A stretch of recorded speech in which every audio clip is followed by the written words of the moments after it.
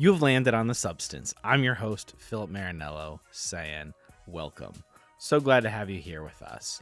Here at The Substance, we're looking to have conversations that help us all better appreciate goodness, truth, and beauty. Previous guests include folks like Filmspotting's Josh Larsen, New York Times film critic Alissa Wilkinson, actor and director John Carroll Lynch, and our old pal Slim from Letterboxd and the 70mm podcast. This week, we are very happy to welcome back friend of the show, returning guest Mitchell Beaupre, also from Letterboxd, and a lot of very cool things on the internet. Mitchell is regularly writing articles, interviewing very cool people, and just being a general film advocate, and we love them for that. This week on the show, we are talking Walter Hill's Southern Comfort. I'll link it in the show notes. A little while back, Mitchell published an article ranking every single Walter Hill film, and that actually triggered me to go on the Walter Hill journey. That is, watching all of the films of his I haven't seen and rewatching a few. Really, the only thing, and I completed that a while back, the only thing that I technically haven't seen is a television movie of his. So it is still listed on his Letterboxd. So I think his Letterboxd is like 95 or 96 complete. The filmography is listed for me. I do need to watch that sometime, but it's like a 3-hour TV movie. So that was such a great time. So I reached out, honestly, quite a while ago to Mitchell to say, hey, Vinegar Syndrome put out this awesome 4K. And shout out to Vinegar Syndrome for the incredible edition that they put out. We're going to be talking about that quite a bit on the episode. It's a gorgeous restoration. It looks great. It sounds great. There is wonderful extras in the packaging. I mean, Mitchell buys a lot more than I do, but I, for better and worse, do buy quite a lot of physical media. And the Southern Comfort 4K from Vinegar Syndrome is honestly one of the nicest single editions that I have. It's just gorgeous. Anyway, the film itself, we're going to get into it soon here, but the film itself, once again, it's that's why you come to us for The Substance. It's not all about the super serious drama or the very overt social, spiritual allegories or things like that. This is a story about some guys doing maneuvers in the swamp, and it is also about America. We recorded this several months ago. I apologize to Mitchell that it took so long to get out, but we are getting on a more regular release schedule here. I think we'll probably be going back to the bi-weekly regular releases with the occasional drops on the off week as I have them done until I get an editor who can help us go to weekly. But yeah, this movie is a thrilling, brutal, very serious and somber in a lot of ways look at America, and it ended up being quite a timely watch. So it is currently streaming in several places. The Vinegar Syndrome 4K is incredible. There's also a nice Shout Factory DVD for the previous generation of releases. So there's a lot of great ways to see this movie. Check it out, then listen to my conversation here with Mitchell on Walter Hill's Southern Comfort. Is that that Walter Hill shirt there that just popped up? Yeah. Very nice. That's to do it All for right. the So occasion. so do you have, I know you have a ton of merch, ton of film merch. Do you have other Walter Hill stuffs? Do they even make those? Yeah, no, I mean, this is the first that I I have haven't even ever seen that one. seen. Like usually the Um, directed by so and so's. I mean, I love Walter Hill, but he's not usually one who gets quite that yeah, kind I of was love. surprised. I jumped on this when I saw it because it feels like a rarity. Yeah, I can't place like having ever seen. There's probably some like Warriors stuff out there maybe. But I would I'm still imagine like I so. haven't seen. I would jump on it if I saw something, but yeah, I haven't seen Sure. anything. Instagram really is having my number with those, but I'm also like, I don't know where I would wear those things to. Yeah. No, I get flack for spending the money on it. But I'm like, whatever, I don't spend money on too much stuff, so No, just movies just and the movies, movie stuff. So movies and yeah. movie merch. Yeah, it Um, really is. so I guess before we kind of get into the topic itself, Mitchell, also, by the way, welcome back. It's always nice to have a Thank returning you. guest. Yeah, thanks for having me back. Happy to be here. Before we get into the film, there's a couple things I wanted to talk to you about, but one, with this one in particular, actually, much like the last one when you were on, in the not too distant future, you actually spoke with the director of the film. Yeah, true. Yeah. So me and Walter Hill, it was like a year and a half ish ago, is when Dead for a Dollar, his most recent, at the time of recording, his most recent movie came out, which was a western, starring Christoph Waltz and Willem Dafoe. It's a pretty good movie. I mean, Your especially for a guy. guy who's getting pretty. Yeah, my guy. And like it's nice to like Willem was in Streets of Fire with Walter Hill Mhm. back like 30 years before Dead for a Dollar, so a nice little reunion there. They hadn't made anything together in between those two. So that's always nice to see when like somebody there's like clearly a connection that a director and an actor have, but for whatever reason, they just don't like work together for a while. And it's not through like lack of trying. And you kind of wonder like, oh, it would be really nice for them to work together again.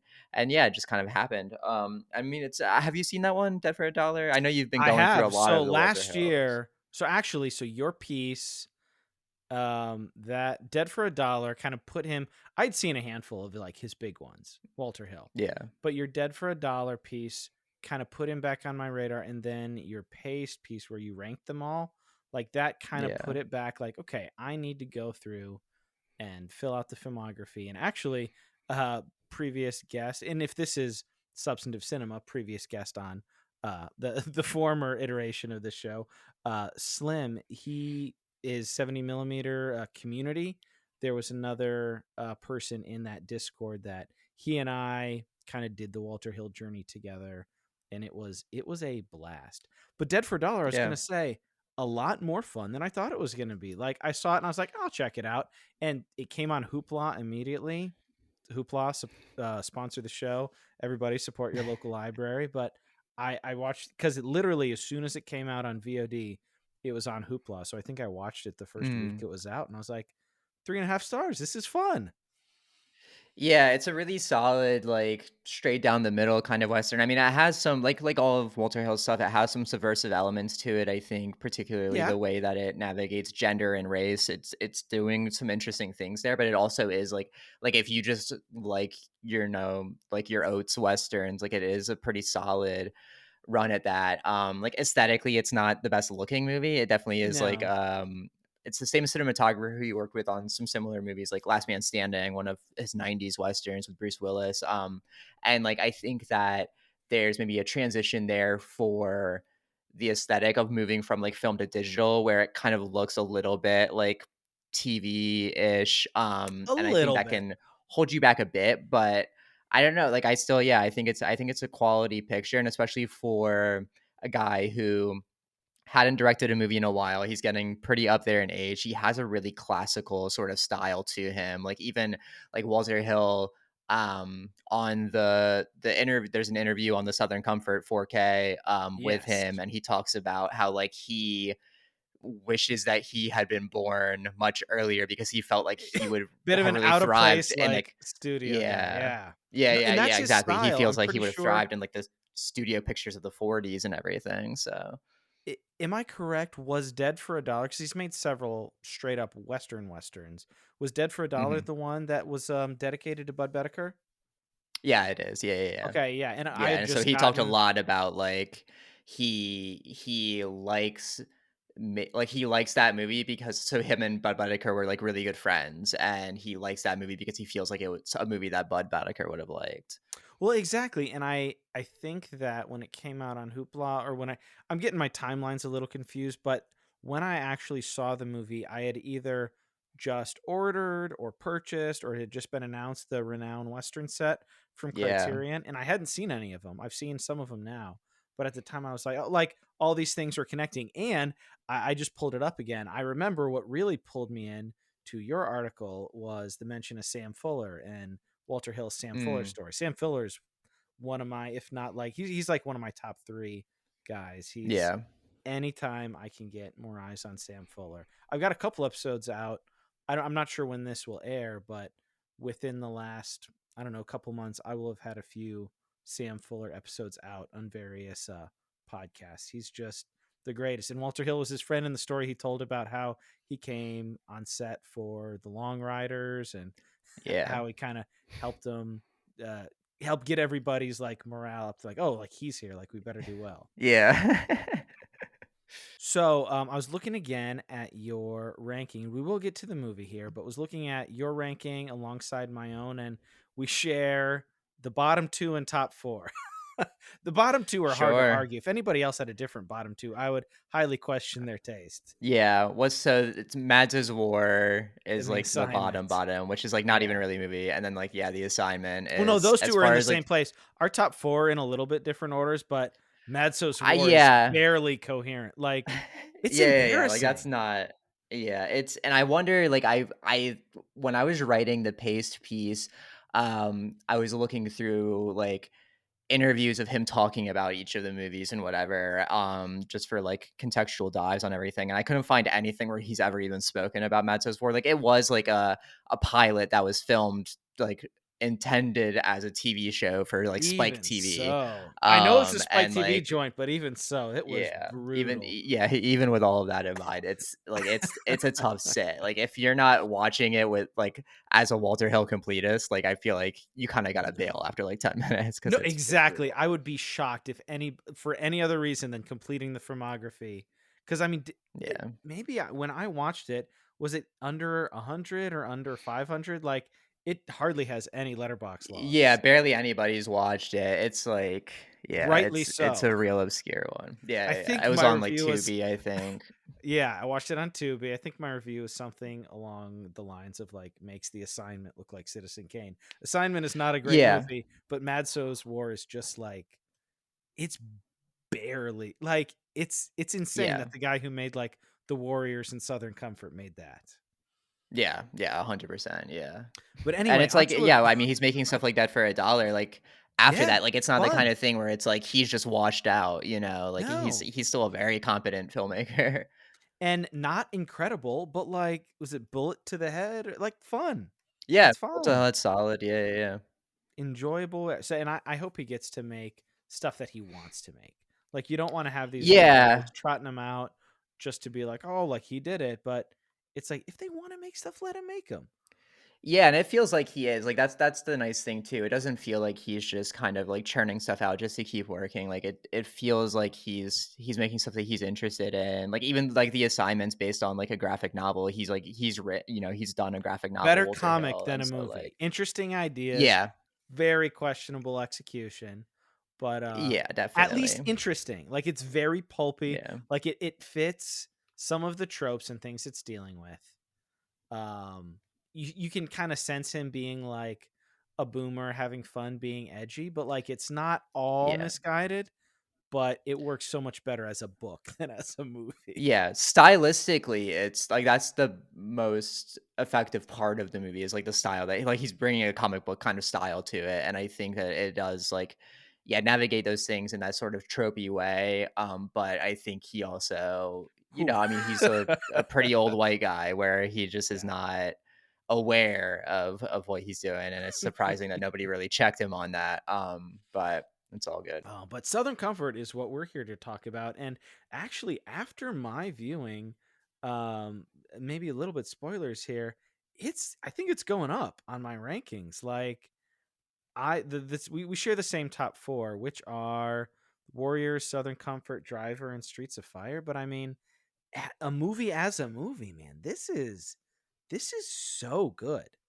This is so good. And it's a more full Yeah, movie. Like The Warriors, I adore.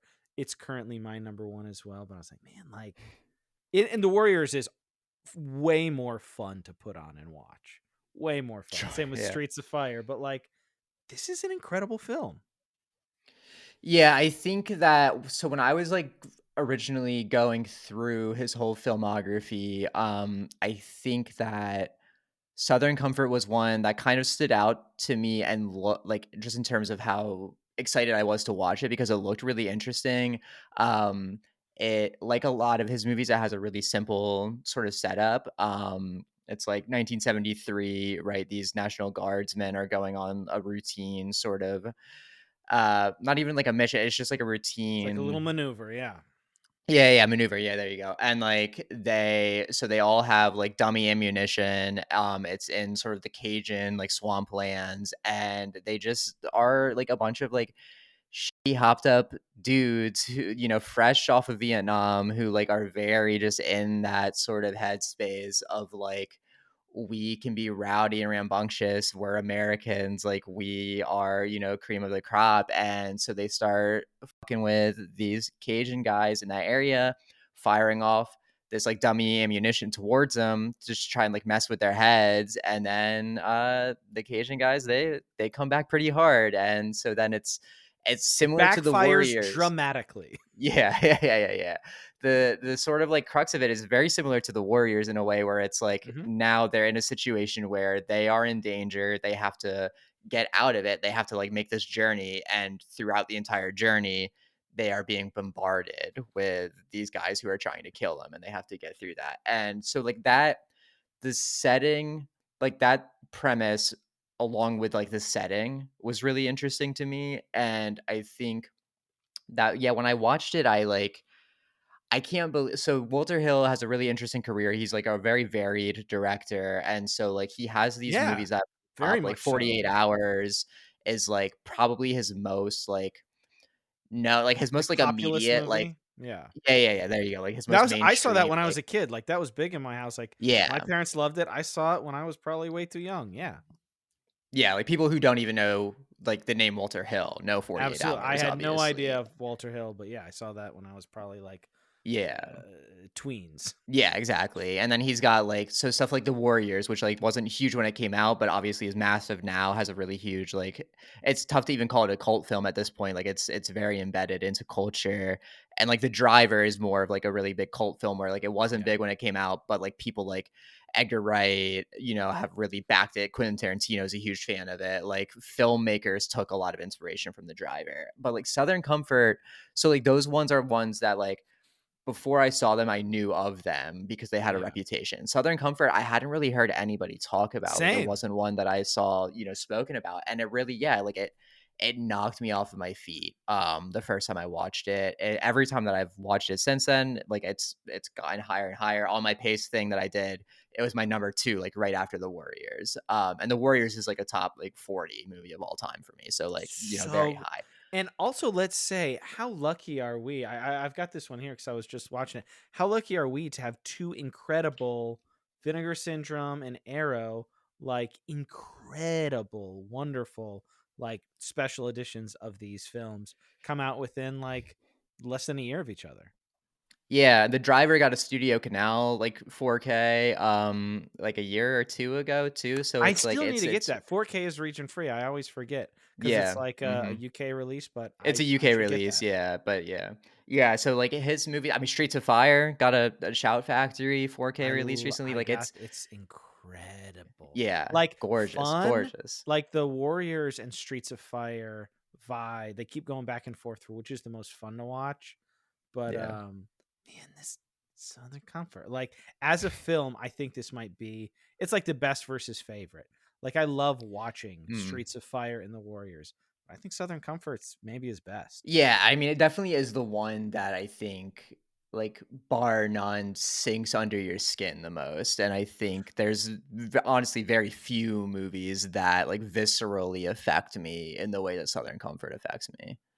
Well, and it's perfect for this because like I some people when I tell them the premise of the show, like substantive cinema, they're like, oh, like they imagine it's just like Bergman or Terrence Malick or Paul I was Schrader. It's gonna like, no, say like Winter there Light, is yeah. there is substance and all sorts of like truth and beauty and like there is depth in all sorts of things. And that's what I love about Hill, that he can make and not everything is equally deep, but like he just likes making movies. He's a very like a journeyman. Like he's a very Mhm. like he's happy to be a hired hand. Like he generates projects, but he's also happy to just jump in and direct. But because of his skill, when he really gets an idea, like there's a lot in this movie. And I will say, just foundationally, one other element to add to your synopsis, it struck me on this watching. Another way it would be a really cool double feature parallel with the Warriors is, in addition to everything you said, and I think that happens around like minute 15 or 20, like very early in the movie, Mhm. when they steal the Cajuns' canoes and fire the dummy rounds and like have the thing. Like their leader is killed. Like Yeah. the whole group dynamic is also, they're in a dangerous situation, and the whole group dynamic is off its kilter. Like they don't have their leader. Just like in the Warriors, you have people kind of like vying for like leadership or whatever. It's such a good narrative tool, because this should be pretty easy, right? Like obviously somebody got killed, but if they were competent, they should have patched that up immediately, and not and not spent the whole movie just walling around in the jungle like a bunch of idiots. Like, but that's the hubris, and that's the movie, and that's also just in the package of, you don't have to go there.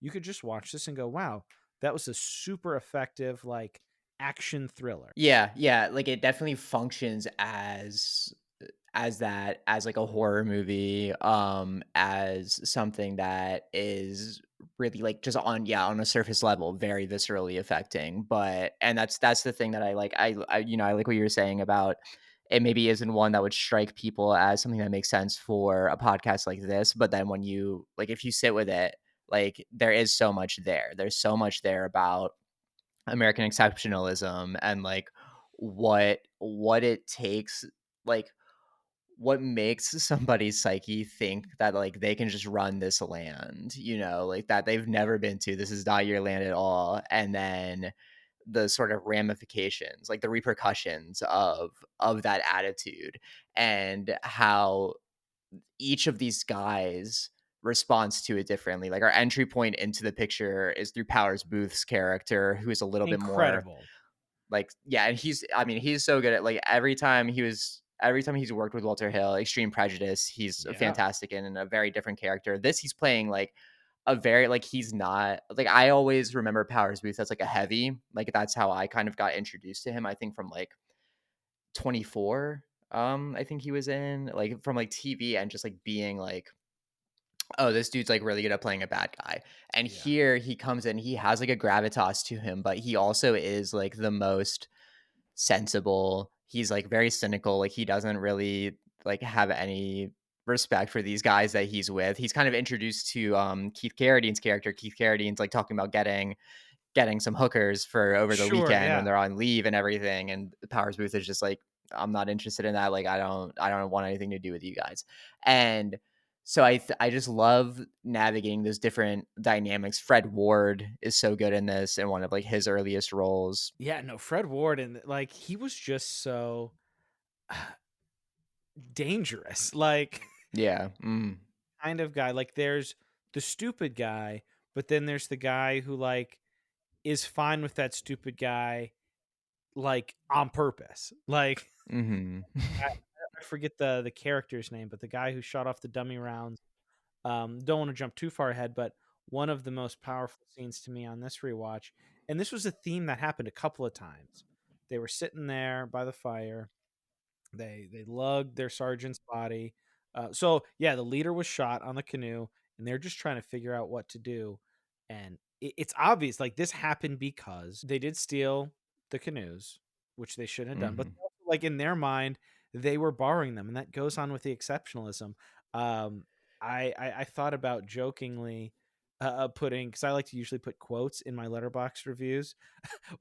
One of I think it was maybe even the sergeant. He said, like, I left a note, like, Yeah. Mhm. as if doing whatever you want, treating people's property, imposing on somebody's space, like, oh, like it's okay, like I explained myself, so it's fine, right? So they're in the aftermath of all that, and Fred Ward's character is talking to the guy who shot the rounds, and he's like, the guy who shot the rounds is beginning to have like the smallest, like faintest amount of self-reflection, going, hey, like, is this all my fault? And Fred Ward's like, Yeah. it's done, don't worry about it. And you can look at that through so many lenses. There's obviously the Vietnam allegory. There's now there's Yeah. all of the things we're dealing with in society, nationally and globally. And he's just like, yeah, it's done. Not, oh, like yeah, you made a mistake and we should have fixed it. It's, yeah, we did that. So let's like push on moving forward. Yeah, no, I think that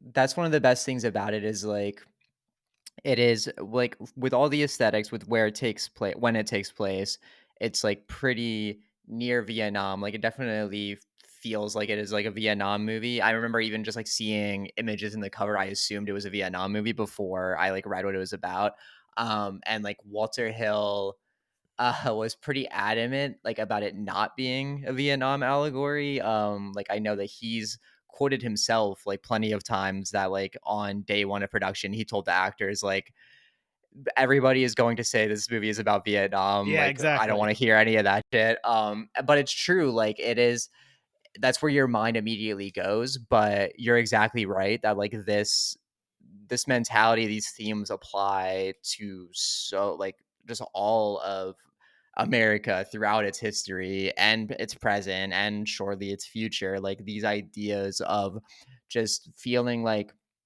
you can kind of do whatever you want and it's all right because you think that you're a good person and you think that everything's fine and it's according to you everything's fine and it's chill and it's not a big deal, so like it should be that way for everybody else. And even if you recognize that, like, oh, maybe that actually wasn't right, it's like, well, it's not a big deal, it already happened, like, let's just move on. Like, why can't these guys just move on, and I think that there's something cool about, like, so the Cajun community in there, like, there's this language barrier that sets it up. So, like, there's not a conversation. For these Cajun guys, like, these dudes are just invaders. They think that they're just trying to fucking kill them. They fired off these Well, rounds. They think because that they're he's got a firing at them. submachine gun, he's got like a saw Exactly. machine gun, just he's Exactly. laughing, and he, even before that, he said something like, "Kill them all, take no prisoners." Like, he was, like, living out this macho, like foolish, ridiculous like, he was playing a game, but they didn't know Exactly. that,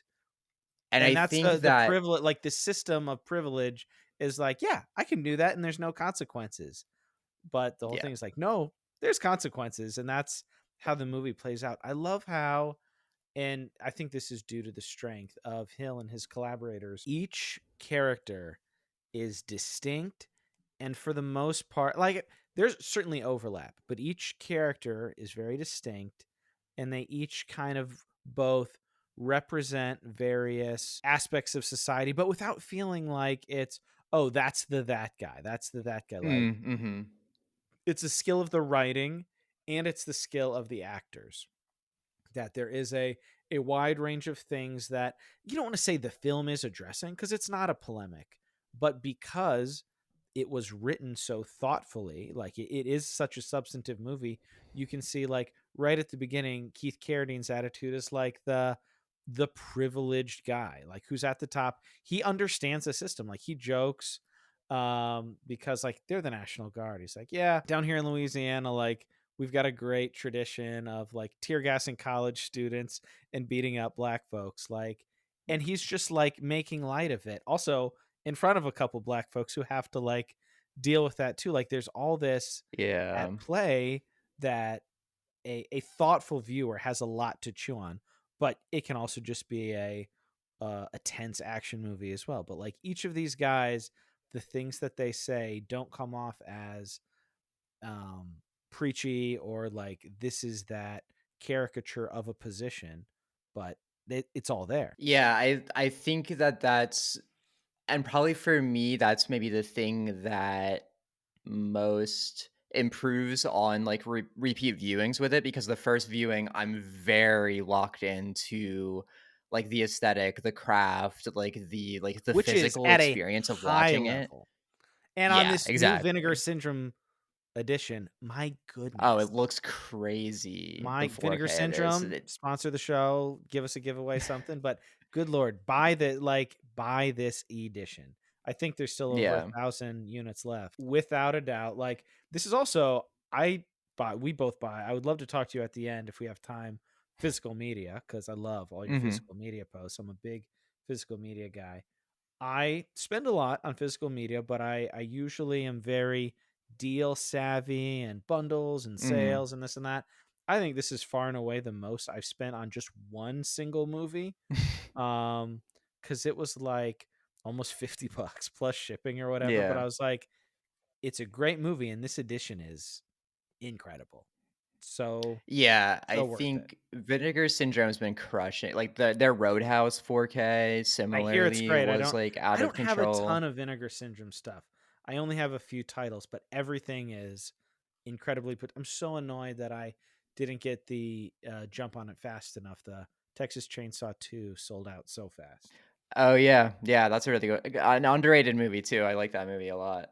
I would love to Yeah, cover that's a that really good one too. on the show in the future. Actually, maybe I'll leave this in there if anybody's got. I'm working on getting Kansas City native. I saw you guys just had them on Letterboxd. David, the Late Night with the Devil. How do you say his last name? Oh, Des Malshin. Das Malshin, Kansas City guy, and his top four was Texas Chainsaw Massacre, the OG, which is Yeah. having an anniversary this year. So I am Oh yeah, that's pursuing true. him to Texas Chainsaw is incredible. But anyway, yeah, Vinegar Yeah. Syndrome rules. Yeah, no, they've been like knocking it out of the park, and yeah, this is a movie that's always the craft of it has always like really stood out, but it stands out even more on this 4K. Like everything is amped up to 11. But I think that for me on the multiple viewings, it is sort of those like the social dynamics of the characters and how those play out that keeps like drawing me in different ways. I love the distinction between like what you were talking about. So like Keith Carradine's character and Powers Booth's characters, like they're like the two most like practical They're the out of most this group. competent by far. Yeah, they're definitely the ones that like we're kind of most supposed to be rooting for and They everything. like for all their and like neither they're both flawed. They're both like full people. Like neither of them are Yeah. the shining like knight in shining armor hero, but they're I think for me as I've watched it a few times, they both seem to like more or less immediately. And Keith Carradine at the beginning, before they even like things go sideways, they both seem to really just know the score and are Yep. pragmatic. They have different attitudes, but they both understand the way things are and have found their own way to kind of go through life. But they're the two definitely the most competent on this crew. Yeah, exactly, and I think that there is, like, even between the 2, like, Carradine, as you were talking about, he has this sort of, like, sly, like It's very he kinda charming. distances himself from it all in a way where he can just sort of, like, joke his way through it, like, he And you, even when like, he kind of says, like, gravitate rough towards stuff, him. like, Yeah, a modern sensitive viewer, like, in the first 10 minutes, you'd be like, "Oh, this guy's terrible," but he is also very yeah, charming. Like, when you're talking yeah, about and him, like, organizing prostitutes because it was supposed to be, like, couple hour like, basically, like, they're yeah, running drills. They're running yep, drills. This wasn't supposed to be, like, they're not going on a mission. But, you yeah, talked about the technical aspect.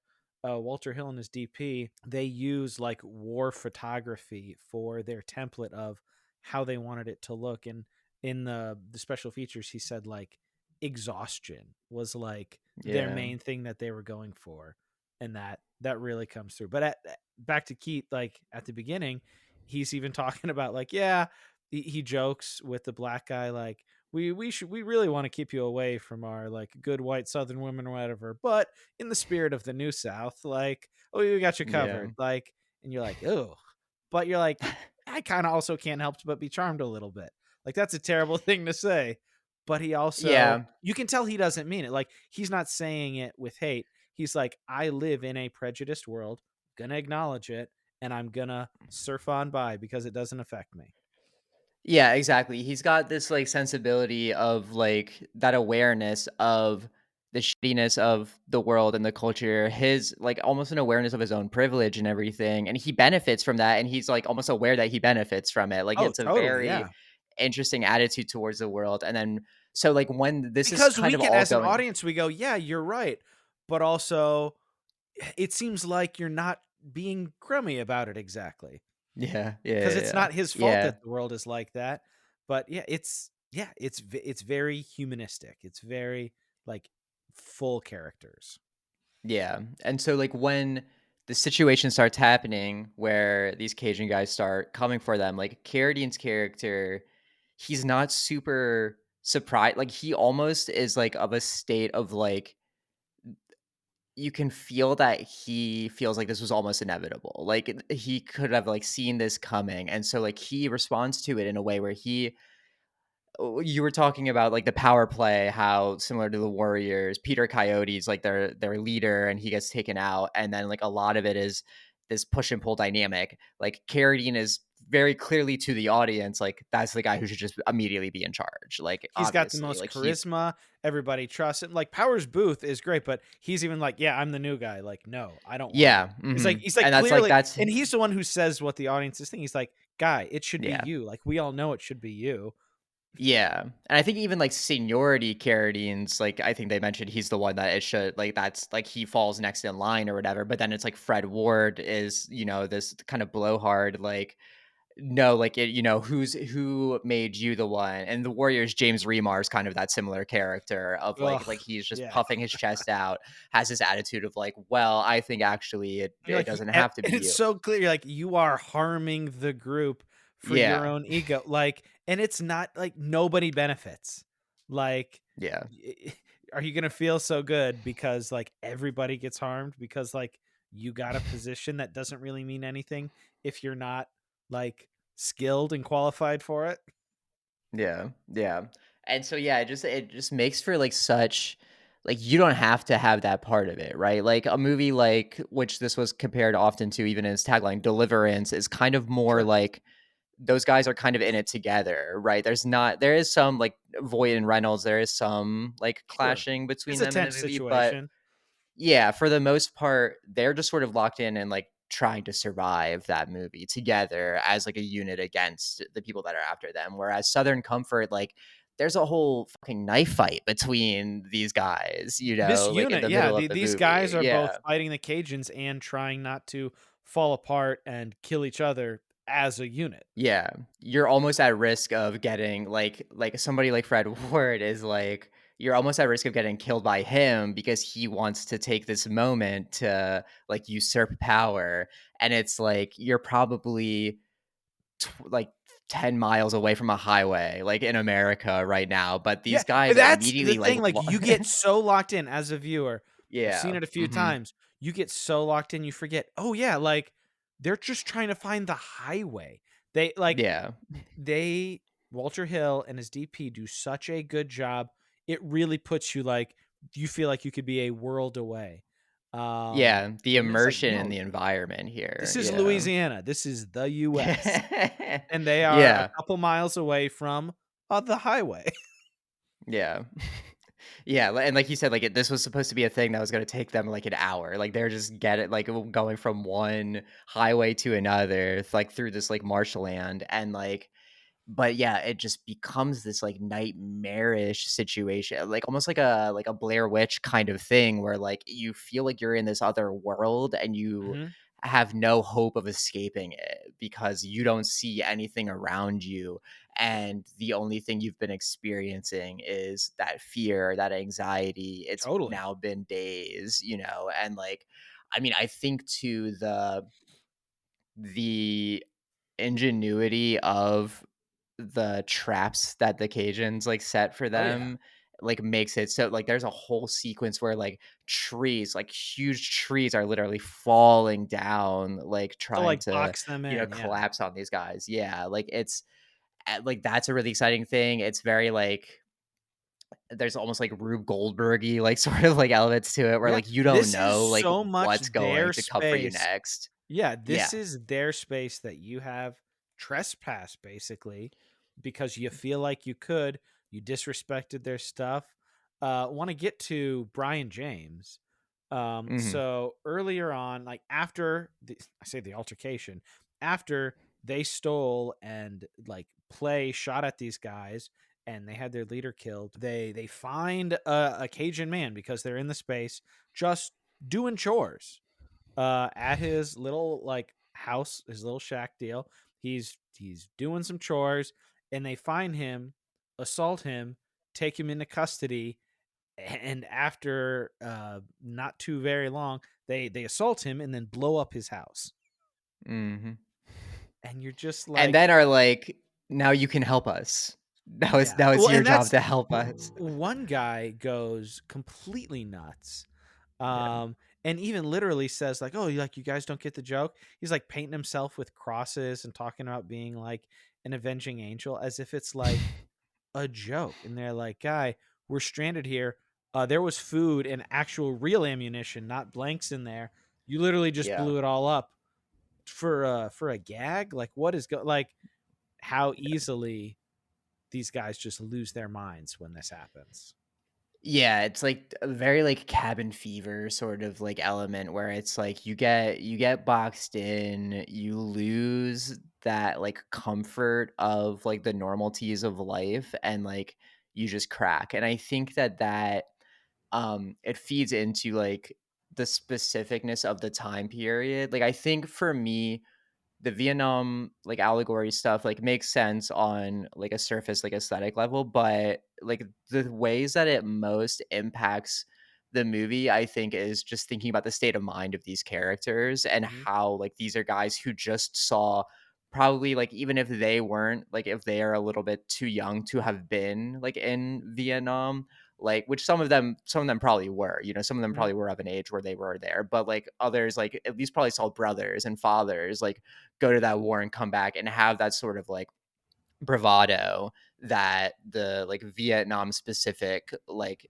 generation had about what it means to be, you know, a man, like an American man going to war. And like that that idea of how that ingrains into like what you think you can do, plus exactly what you're saying of like you're on these other people's territory and like they know this land so much better than you, and like so quickly you realize like you are way out of your fucking depth like dealing with these people because like they And you're there they know how because to you use the land underestimated against you. your Yeah. prejudice and hubris. Like you disrespected and have what's the right word? Like you have violated to such a high degree that like there's no getting out for most of them.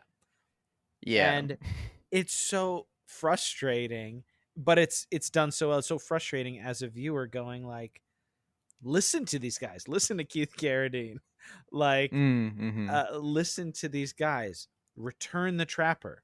Like it becomes clear at a certain point that like they're almost like these supernatural forces going around the forest because they know it so well. They have these traps, and he's like, "Hey, maybe they just want their guy back that we kidnapped and blew his Yeah. house up.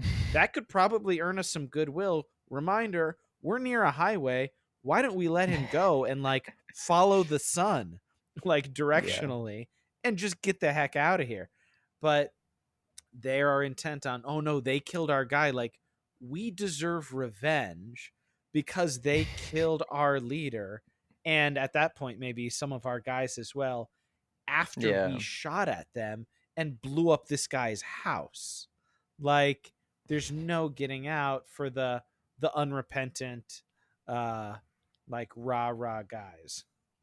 Yeah, yeah, and I think Hills even talked about like that idea of like when the shit goes down, like there's sort of like a sliding scale. I think he called it like a sliding scale of ineptitude with like these guys. How like Yes. there are the people like Carradine and Booth who are so much more pragmatic, and then but like how much can you if you're one of those guys and you're in a group of 9 people and 7 of them The group are, think you know, takes going the over, one yeah. way exactly, yeah, like how much can Which is a you very actually get it's a done? human thing, but like you don't want to just dump on America, but like we can see this in so many areas how we've gone Yeah. wrong, but it's also a human thing. Like anybody can come to this movie and go like, I get that. That makes sense. Yeah, any environment that you're in where 90% of the people are saying one thing, you get to a point where you're like, "Oh, well, if if that large of a majority are saying it, maybe that actually is, like, just the thing that makes the most And your brain sense." just can't fathom, oh, like we are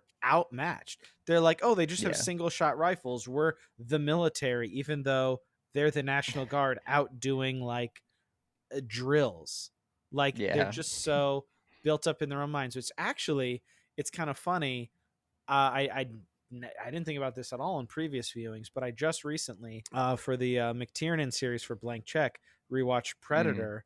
got a lot of Yeah, like similar pretty vibes on this one. I similar. think that would be a very cool double feature. But yeah, like just being unable to realize you're out of your depth and just going like, no, like it can't be that. Like we can't. Yeah. I mean, it's a very like different. Like they're dealing with like an alien, but they can get like they can't bring themselves to go. Oh, like they keep calling them swamp rats over and over. Like these guys can't possibly like outman us. And it's like, Yeah, no, they even have. when They have every yeah, step of the exactly. way. Like it's not Exactly. like It's they couldn't exactly that, like possibly just like look think about what has happened. yeah. The entire time they're, like, diminishing the capabilities of these guys who are, like, running ramshot through They that have have already knives and single shot rifles. With one shot, they took out yeah, your leader, scattered you, and like have systematically been taking you guys out. yeah, yeah. Yeah, they can't, guys. Yeah. But it's so cool too, like, going through, like and I didn't know this until kind of recently too, like, going through, the special features on the Vinegar Syndrome disc that, like, the shoot, like, not like, it wasn't to the extent of, like, obviously an Apocalypse Now or anything like that, but it was, like, a really difficult shoot, like, where Hill talked about, like, they would have, Yeah, like, believe it or not, a because the swamp is not an yeah, ideal like, environment. the swamp they would, like, set up the camera, and the swamp would immediately start dragging the camera, like, the tripod and everything down, so, like, they would get a shot set up, and they would have, like, 5 minutes to capture the shot, and it's like, I feel like you can feel that palpable sense of tension too Yeah. in the movie itself that, like, these the crew themselves are, like, pushing hard, like, it very much is, like, a similar, like, journey of, like, pushing to get the right things in the time that you can get them, or else literally the land is going to, take your equipment away from you, which is crazy to think about them all trying to push that together in that, short span of time. Yeah, like you don't want to set yourself up for unnecessary hardship, but like so many of my favorite movies and so many of the best movies that really stand the test of time, like they really went through it when they made the movie. Yeah. Like, imagine them making this movie on a soundstage somewhere or in a, a computer somewhere, like, Oh, not in, like, an actual, like, swampland, like, it'd be it wouldn't terrible. be, like, so So much of much the production. effectiveness of Like this. every time they talk about civilization, even having seen the movie before, like you forget. Like, Yeah. oh yeah, like they're so close to rescue if they just did the right things. Yeah.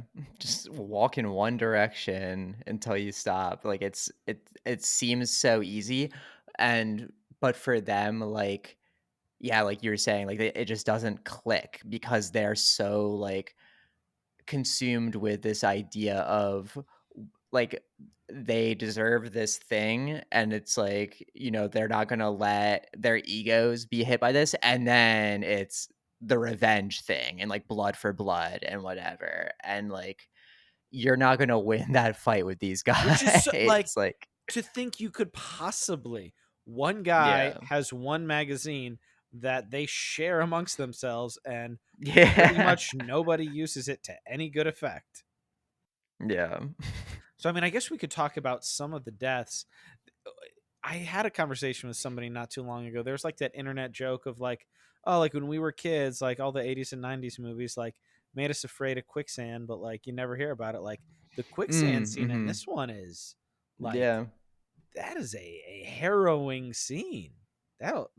Yeah. That was filmed incredibly effectively. Yeah, that one, like, I do remember watching this for the first time and thinking, like, because it's like Mulaney You're has like, that oh whole bit about yeah, the, exactly, yeah. quicksand yeah, it's like, "Oh, well, has he seen this?" Like, that's they actually pull it up, and, like, it's terrifying, like, when you actually think about what quicksand would, like, realistically be Mm. like, I mean, it's I hate the idea of drowning, but like drowning in sand just sounds like like yeah, and not even like even just worse. being unable to get out and like not even water filling your lungs, but like Yeah. oh, like mud, like oh Yeah, I think and too, like, I mean, so many of the traps, like, really there's, like, the spike bed thing that I think it's, like, TK Carter's character, like, yep, that's how what kills him, like, always the that's, like, gnarly one. yeah, like, a classic, like, booby trap sort of, like, moment that's really effective. It does feel like, and this is one of the things that I love about Walter Hill's movies in general. Like I think about a movie like his first one that he directed, Hard Times, which is like Mhm. about Charles Bronson as like a bare knuckle boxer. Like his the violence in his movies is never like he never like shortchanges it. It's never a thing where he thinks that it's just like disposable stuff. Like you really feel the violence in Walter Hill's movies. There's so much intention behind like every single thing that happens in terms of the action in his movies. And so I think that that amplifies things a lot too in this one, that like everything you really kind of feel it in your bones when a moment like that happens. And to kind of call back to your when you talk to him for Dead for a Dollar, I really do Mm. think in that way he really succeeded in being the next in line of the legacy of that Sam Fuller. Like, if you are thoughtless, if you don't think about it at all, you could maybe go, "Oh, maybe that's a little exploitative because it's cinematic, it's big, it's flourish, but it is not. It's not purposeless." Yeah. Like, Mhm.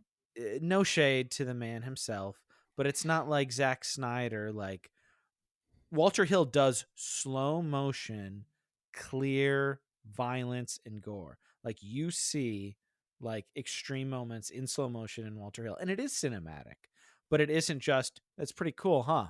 Like, it's Yeah. pretty rad, that sweet death right there. But you're like, no, like, you feel that, and with all the context going in, like, it is powerful, and it paints the picture, not just trying to get a rise out of you. And Sam Fuller, like, he was his whole thing was like grab the audience by the throat and never let go. And I think that Hill, in his own way, really does kind of continue that legacy.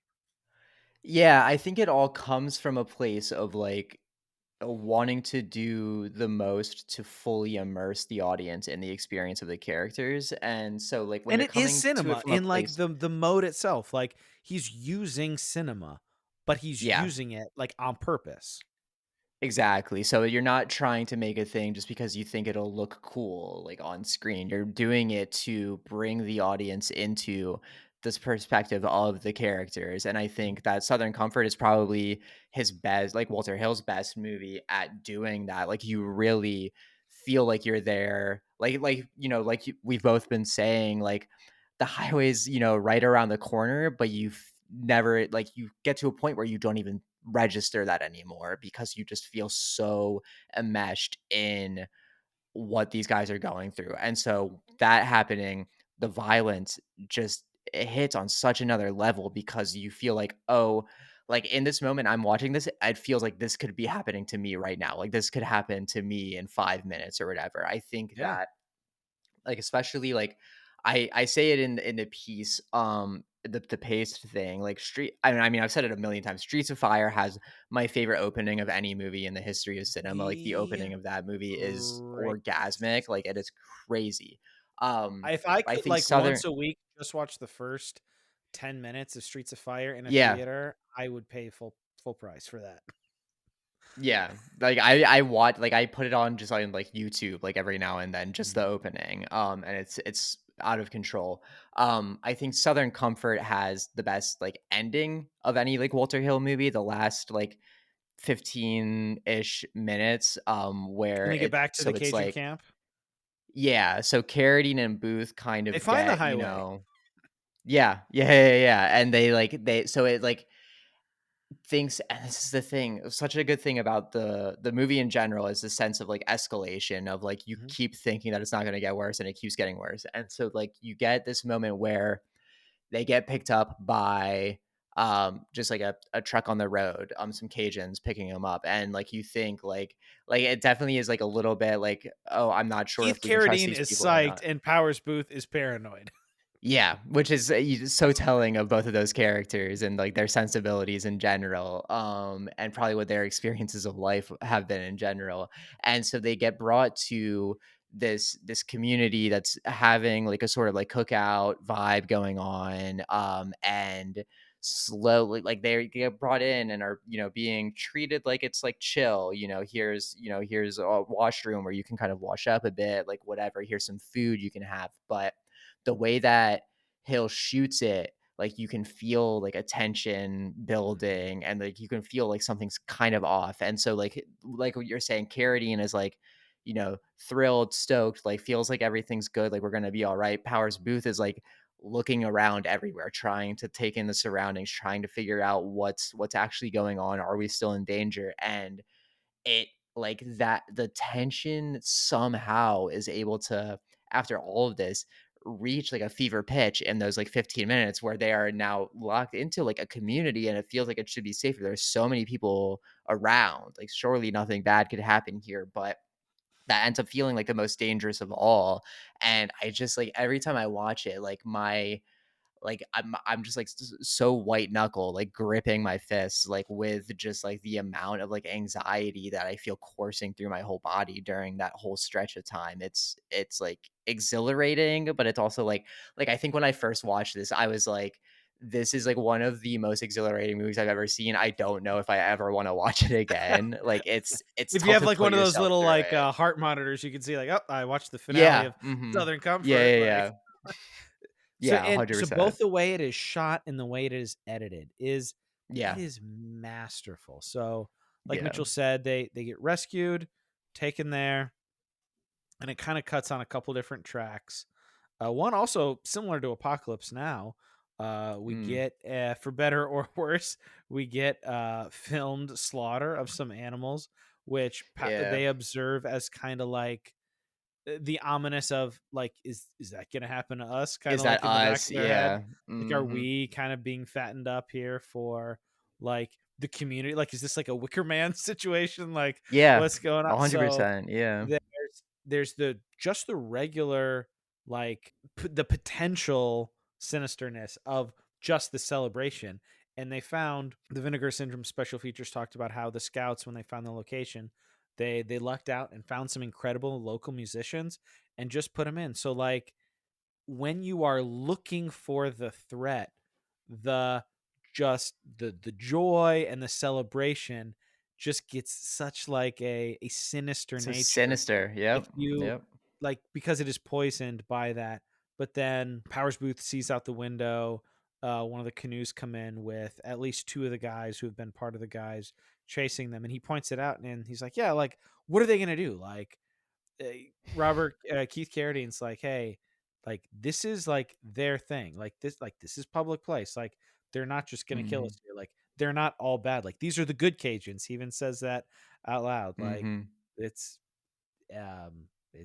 we're not in danger. So we have the guys who definitely mean them harm. We have the celebration.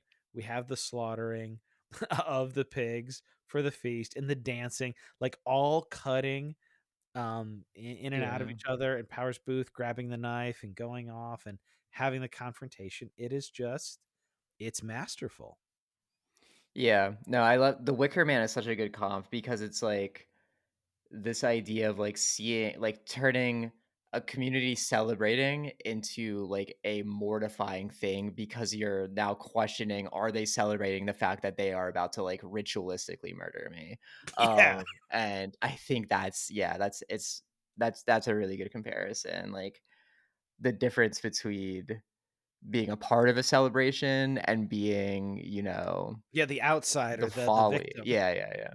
Mhm. And And they not spent the not whole knowing what's last going hour and on. a half, the last couple days, doing Yeah. that. The one other death, attack scene I wanted to mention that was so striking each time I saw it was when, they sucked the dogs on him, and Yeah.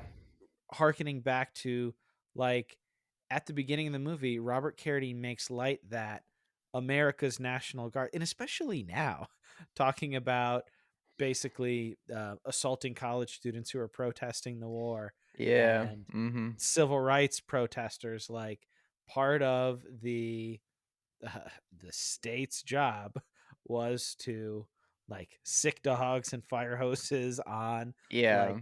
people who were just living their lives and trying to speak up. And then when that role is reversed like that, and again, you can just watch it as this is a very tense scene, but if you watch it with a little bit of thought, like it is I also think that this is probably his best film in that way as well. And I love a film Yeah. that works on many levels.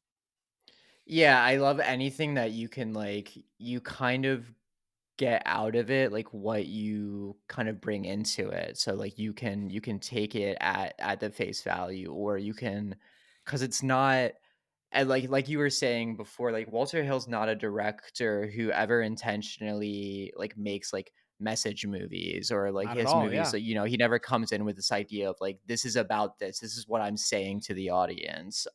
He just makes movies that feel like they exist with real characters, and so you And you that's why they find. have power because he gives his Exactly. character he is both skilled and he gives his characters the dignity of like a history and a point of view and like Mhm.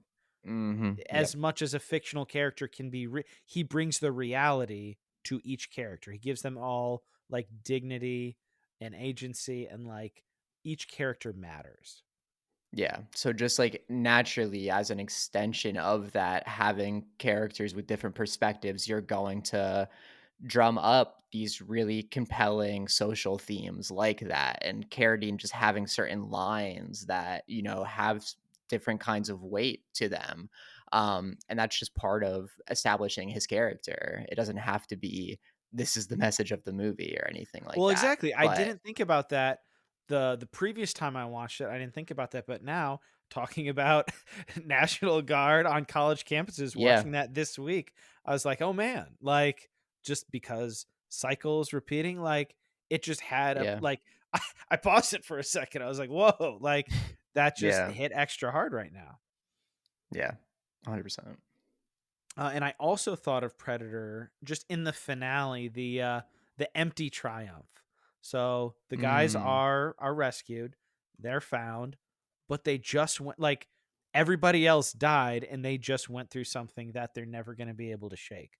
Like Arnold lives at the end of Predator, but like his face in the helicopter reminded me a lot of like his ending and then Powers Booth's ending. Like Keith Carradine, maybe he's gonna keep sliding through life. Who cares? But yeah, like he's fine. Powers Booth and Arnold, I feel like we're both on very similar. Like, well, like I survived, which is good, but like, Yeah. woof. Now I have to live the rest of my life with the trauma of having survived this, and, like, the memories of, like, what I've seen and what I've done, and, Yeah, like, the seen fact that I and done. know the Yeah, reality of, like, this is a thing that happens and could happen. It's Yeah, I love the ending of that, like, final shot of them being, like, saved, and, yeah, it just does not feel at all like this heroic victory, because these it's guys like the aren't. least triumphant rescue I've ever seen. Yeah, because, like, from the jump, like, these guys are, like, not heroes at all. They're literally No, just trying to survive, but, like, they're well, and they're complicit also in, not like, the whole heroes. thing. Like structurally, these are Yeah, just guys doing an exercise. They're not yeah, uh, assassinating terrorists. They're not rescuing a hostage. They're doing drills. yeah. And they brought this all on themselves.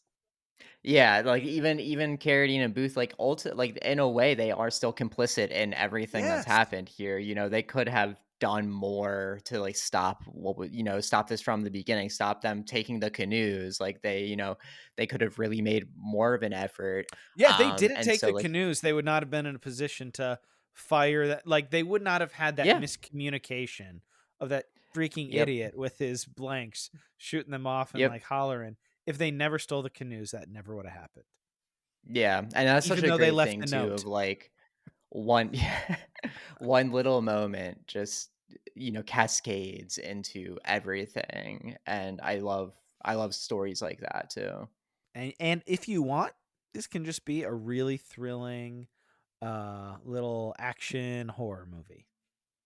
Yeah. So, very, very good movie. So where is this? Is this still number 2 for you, Mitchell?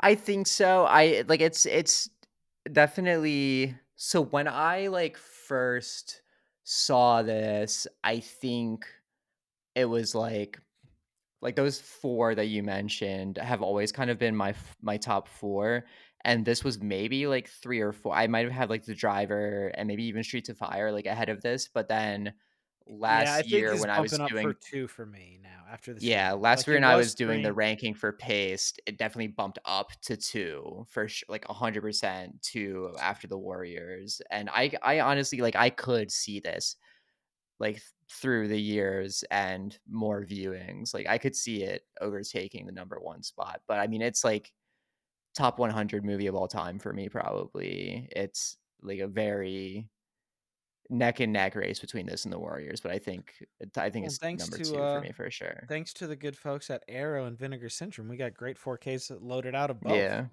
We Just don't have watch to them choose. both every day. And, shout, I've got the Streets of Fire 4K as well. That looks, and sounds Yeah. amazing. I would love to get Yeah, the yeah, yeah. vinyl of, Streets of Fire. Oh god, yeah, the Oh, we soundtrack didn't for even that's talk out of about the control. music. The music is incredible. Yeah, Ry Cooder, like Yep. a very regular Walter Hill collaborator, always bringing in the good stuff with him, and always, like, being able to it's so rad, that relationship, because Walter Hill does have such a wide variance in the kinds of movies that he makes, and Ry Cooder was always able to, like, match him and, like, meet him Yeah, in he these different nails it in a genres. number of different, yeah, Yeah, varying, genres or vibes, but he does always yeah, nail it. yeah, That's, I feel like, something that the older I get as a cinephile and just a movie watcher, like, a good sound design can really add a star or so yeah. to a movie. And a bad like, somebody who Oof, doesn't like, a composer who doesn't match it properly, like, it can really impact a movie in a negative way, I think. totally. I'd love to get some recommendations for you, but I also love to hear you've been posting. I love seeing all your posts about all your physical media hauls. You got a few additions you'd like to highlight in particular? What have been some of your faves Yeah, lately that you have either um, watched and enjoyed or that you've got and you're excited to watch? let me see, let me pull up my list and see what some recent ones have been. I know so I haven't watched it yet, but I'm super stoked that The Departed finally came out on 4K, like, it's Yeah. always been insane to me that that movie hasn't been on 4K. Like, WB, Warner Brothers, is, like, very odd So about, stingy and dumb. they're They're yeah, dumb. they're very stingy about, like, stuff that's on for like, what's the other like, Or just yeah, like, putting The out Departed. like loaded like they don't have to put a ton. Not everything needs to get like the vinegar syndrome treatment, but like give us a 30-minute documentary. All these people are still Yeah, alive. something. Get some people like on the vinegar syndrome. They got these people on like Zoom calls or Skype. Get some footage. Get people talking about the movie. Get get somebody on the phone, guys. It's not that hard. Yeah. Yeah, yeah, exactly, like, they do definitely, like, hold back a lot. Rolling Thunder came out on 4K recently from Shout, which is Yeah. another one of my favorite movies. Paul Schrader written, John Flynn directed. Also like another like sort of like post-Vietnam exploitation movie. That one I need to see that is one. I've been really hearing stunning. about it for years. I need to see it. It's very good. I mean, I feel like we should obviously shout out Affliction, which was the last thing that I was on here for. We Just did recently get finally got that a Blu-ray from Shout. Shout edition. Bare Yeah. bones. Yeah, very bare Very bones. strange cover. But yeah, yeah. But I mean, happy But to we have have it. it. But we have it on Yeah, Blu-ray. Maybe we can exactly. get a 4K if enough people buy it. Yeah. But yeah, happy about that. Second Sight for people who, I mean, the 4K it's are Mhm. region free. If you're not like in the UK, the UK label Second Sight Films puts out a lot of really good stuff. They did these super deluxe editions recently of Green Room, which is one of my favorite movies of all time, and Possessor, the Brandon Cronenberg movie, and those are both gorgeous. Both also very upsetting, unnerving movies. Green Room, sort of in a lot of ways similar to Southern Comfort, like to Very a much group of so. people invaded by aggressors and having to try and survive the situation. Man, that So if movie rules. people, Every time I see you log it, I go, I should watch it again. I should yeah, watch it again. yeah, that's one of my most watched movies, which says something given how unnerving of a movie it is. But I mean, it's extremely watchable too. And substantive. Like that's one if I could get somebody involved in the movie, I'd cover that on the show. Yeah. Well, excellent. Yeah, I always love seeing your posts, and I go, man, I wish I had a bigger uh physical media budget. But I also Yeah. buy a ton and don't get a chance to watch as many. I'm really big on Me too. Radiance now. I'm so psyched just to Yeah, see, like, they Radiance has had been their first crushing it. year, they had a sale. I bought a few things, and I'm like, man, I think I'm not gonna necessarily try to get the whole library unless I like win the lottery, but I'm they're ones now, like, every time they come out with something. Well, and now with the podcast too, they have been pretty cool. They might start sending me some stuff as well. Like, That's I cool. love the passion for the medium. Like, part of why I'm even doing the show is like, we love the movies. We love the medium.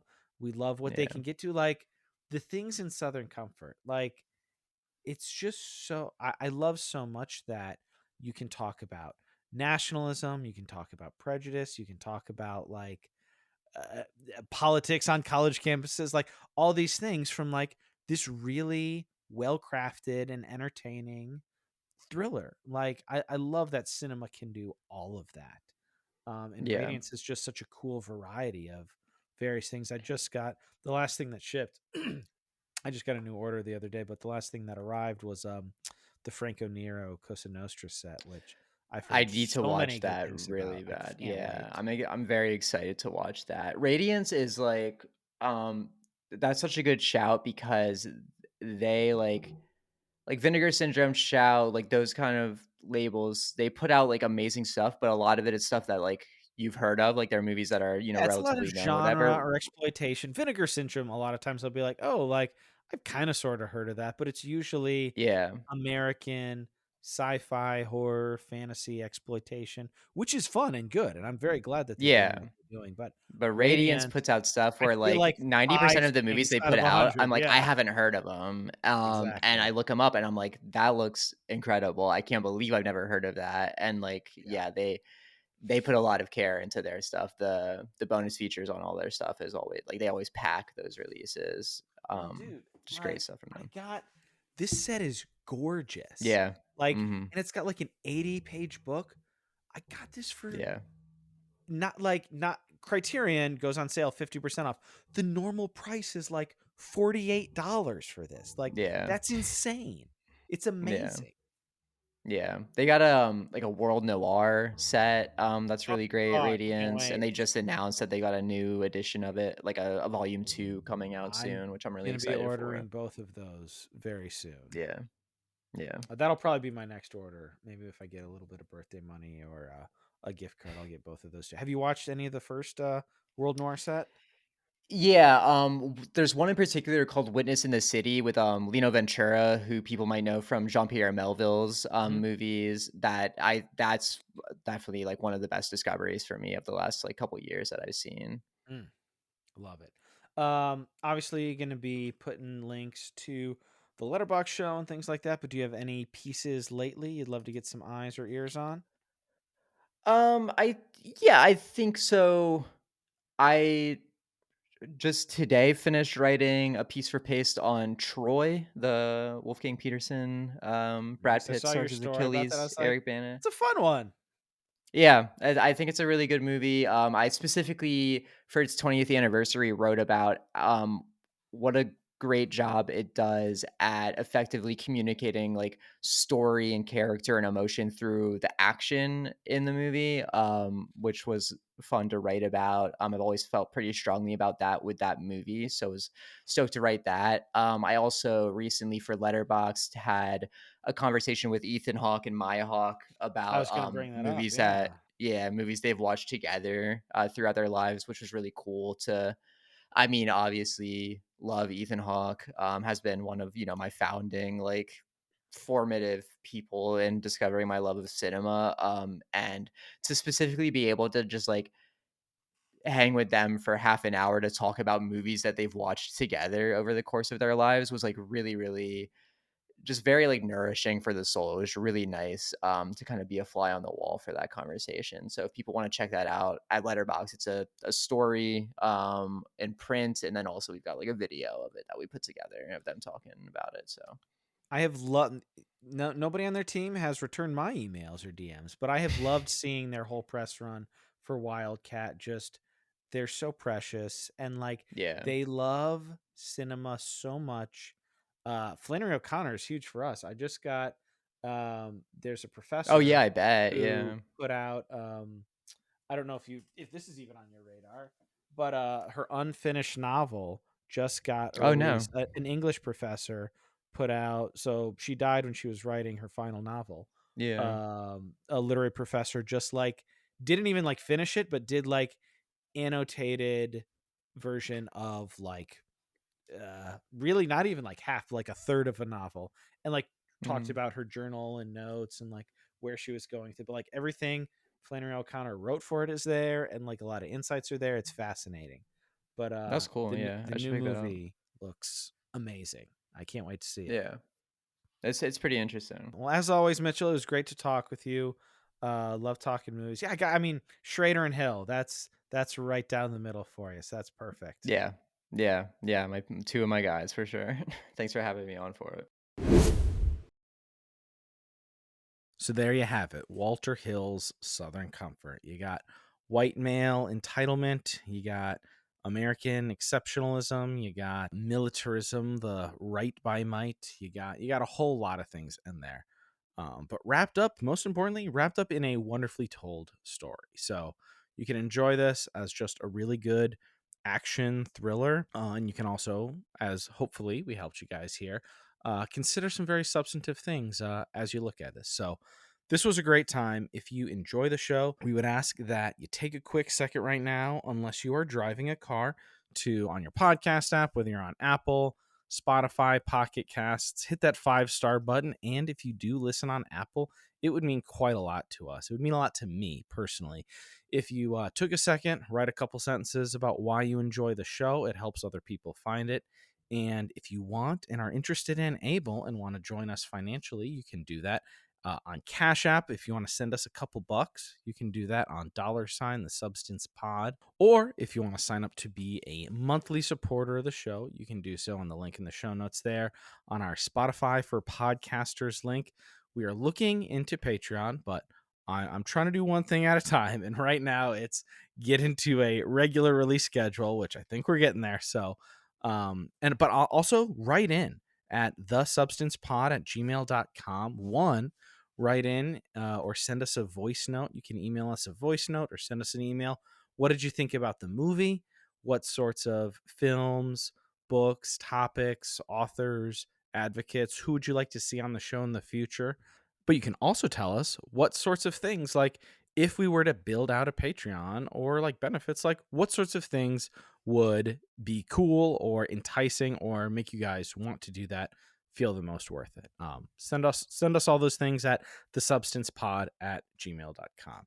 I'll have links in the show notes for Mitchell's work. I know I've recently listened to a few of their guest appearance podcast episodes and really enjoyed those. A lot of great content that Mitchell puts out there pretty regularly. Very grateful for everything they do just for cinema. So go give them a follow if you haven't. Share the episode, all that good stuff. And if everything goes according to plan, in 2 weeks, we will be back in your feed with an episode, an interview, conversation with Ben Lansing, artist who runs the account Our Church Speaks. They recently published a very cool physical book with a lot of the work they do on their Instagram, Our Church Speaks. It's an illustrated devotional with quotes and writings from saints from various eras, various places in time, various places around the world. It's a super ecumenical, wonderful resource. We talk a lot about that the church is not in one place or in one time. And I really love the account and the work that Ben does. And this is a very cool physical edition. We're going to be hopefully talking about that in 2 weeks. You'll be able to hear my conversation with Ben from Our Church Speaks. So look for that in 2 weeks on your podcast feed, wherever you get your podcasts. And if you're just a listener who hasn't subscribed or followed or whatever it is on your podcatcher of choice, please do that also. I believe that helps us too. I just saw, this is a random sidebar if you're still listening. I may post about this. Part of me at first, my pride didn't know how to take it, But as we're trying to get back on our feet with a regular release schedule, I was actually decently proud of this, especially for how many podcasts there are out there. On one of the main podcatchers, we were featured as one of the top 100 religion and spirituality podcasts of the month. So that's cool. People who listen and share, we appreciate it very much. Getting things back in gear here. So we will see you in 2 more weeks for that conversation with Ben. I have been your host, Philip Marinello, and we will see you next time on The Substance. Do you know like what date this episode would drop? Just in So I case. don't. Okay.